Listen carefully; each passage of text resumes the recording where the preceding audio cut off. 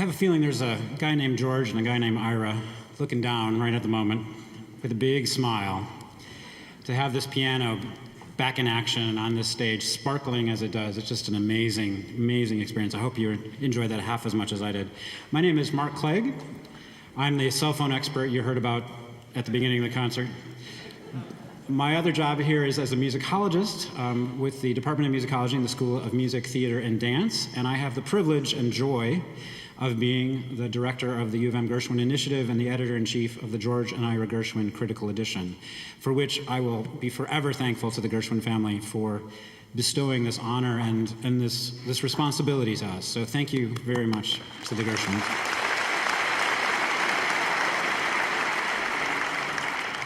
So we are in for an amazing treat this evening, sort of an all-star showcase of our student talent.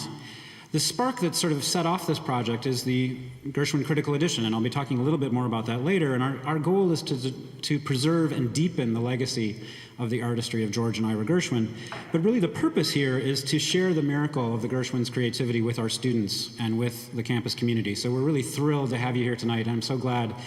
George loved playing piano at parties, and this instrument was really an instrument that was in his home, in his apartment on Riverside Drive in Manhattan.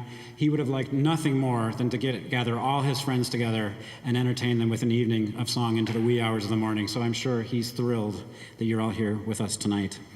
I think you'll see in the performances that our students put on, and our faculty and my colleagues, you know, just the excitement that we all have for the music and the art of the Gershwins.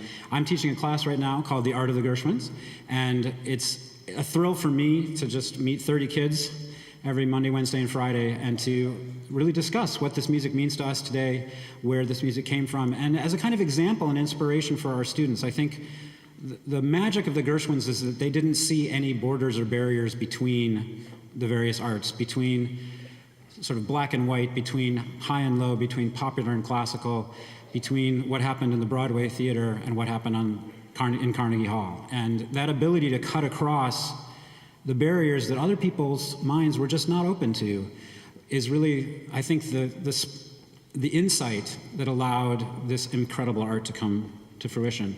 So we wanted to start off by celebrating the jazz tradition. In part because we have a jazz program that's just out of this world, but also because the jazz players were part of what kept the music of the Gershwins alive and fresh throughout the World War II era into throughout the 20th century. It's only recently, I think, that our big symphony orchestras have gotten the message that this art is worth putting on every single concert and putting on their stage, not on a pops concert, but on a regular classical subscription series. But jazz artists knew right away about the musical and artistic power of this tradition. And the I Got Rhythm changes really have inspired maybe 25% of jazz compositions and recordings. So it's just an amazing legacy in the jazz tradition. Right now I want to welcome to the stage Danielle Bellin, who's a new violin faculty member at the School of Music, just an amazing colleague and an inspiring teacher. She is a winner of the Sphinx competition, which, as many of you probably know, was founded here at the university and is now carrying on I think it's in its 12th or 13th year. It's really amazing, by Aaron Dworkin. So Danielle and Amy Cheng will be playing a selection from Jascha Heifetz's arrangement of Porgy and Bess, My Man's Gone Now.